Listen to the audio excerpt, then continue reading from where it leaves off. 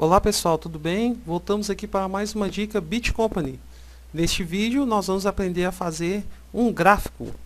O gráfico ele tem uma utilização bastante interessante para representar os elementos da tabela de uma forma mais interessante de poder ler.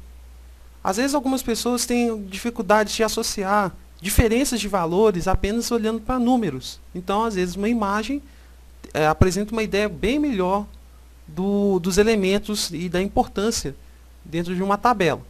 A primeira coisa interessante que você deve notar é que é o seguinte, os elementos dentro de uma tabela são compostos em duas partes. Primeiro, valores, que são os números, e segundo, o texto, que é a legenda. Então, necessariamente, eu preciso inverter essa ordem, que eu acabei de explicar, primeiro selecionando a legenda e depois os valores, para depois gerar o gráfico. Então, o processo é muito simples. Eu posso selecionar aqui, pegar os subtítulos de alunos, nota 10, pegar aqui as notas e os nomes, lembrando que é sempre da ordem da legenda para os valores, beleza? Vai ficar marcado, você pode perceber aqui, coluna B e C, linha 3 a 8, e vou lá no inserir, e aqui nessa barra de gráficos ele vai me mostrar vários tipos de desenhos de gráficos. Então o mais comum é o colunas, que representa melhor os valores. E vou escolher o primeiro do 3D. Então você pode perceber aí que o valor da nota de 10 pontos tem uma diferença entre a Sônia, uma diferença bem grande da Sônia, entre os demais alunos. Por exemplo, o Alan, a Maria, o Augusto e o José.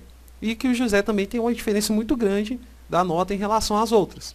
Se eu quiser movimentar essa tabela dentro do Excel, eu vou diminuir a visualização e vou clicar com o botão esquerdo, um clique normal, clicar e segurar, e movimentar para a direita, de tal forma que fique o gráfico de um lado e a tabela do outro.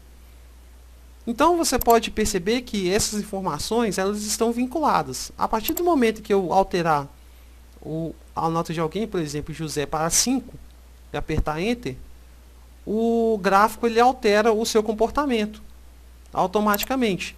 Então tudo está vinculado, beleza? Então o processo é bem simples, não tem tanto segredo assim. Se eu quiser deletar o gráfico, eu clico nessa parte que tem branco, aperto Delete. Então eu vou retornar aqui a visualização só para vocês verem aqui como que fica elegante a tabela junto com o gráfico. Então se vocês tiverem alguma dúvida, vocês podem utilizar o painel de comentários logo abaixo do vídeo. Clique no gostei se você achou o vídeo interessante. Compartilhem com seus amigos sobre o vídeo, que esse é muito importante para o crescimento do canal.